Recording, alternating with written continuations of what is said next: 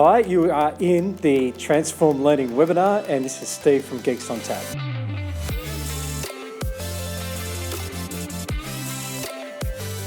Today we're going to talk about Google Workspace for Education.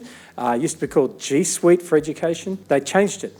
And the reason they changed it is because Google have got a new idea, a new way of using technology for education. So you might ask, well, what's different with Google Workspace? Principally, they're putting together a new type of Gmail, a new type of Google Classroom. You can do everything in one screen. As a teacher, what you want to be able to do is focus on teaching the class rather than flipping around screens on your computer when you're trying to engage with your students. We've got lots of schools who are on Google for Education. In fact, it's the biggest platform in education on the planet. The reason that it's so popular is that it's a platform designed from the ground up to be in the cloud. Everything's the same, no matter whether it's on your phone, on your Chromebook, on your Mac, on your PC. So it's device agnostic. So it means it's very, very easy for you and your students to manage the whole process.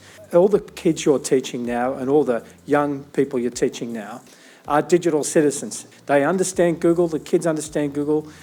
They don't really understand older systems like email. They'd rather do chat. And that's where the whole thing with Google Classroom comes in, because you start to use things like originality reports. So you can see if someone's doing a bit of copy pasting, it immediately pops out in Google Docs without you having to buy anything extra. That's all baked into Google Workspace for Education Plus. So that means that you can really see the truth in what's going on, because you get very quick feedback from students.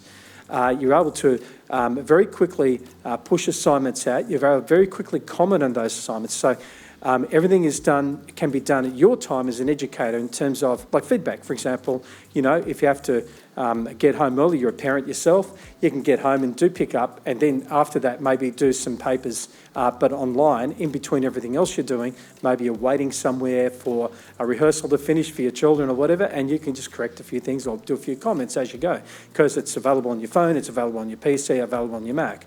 And all those things, you can engage with your students and enrich their experience without so much personal cost.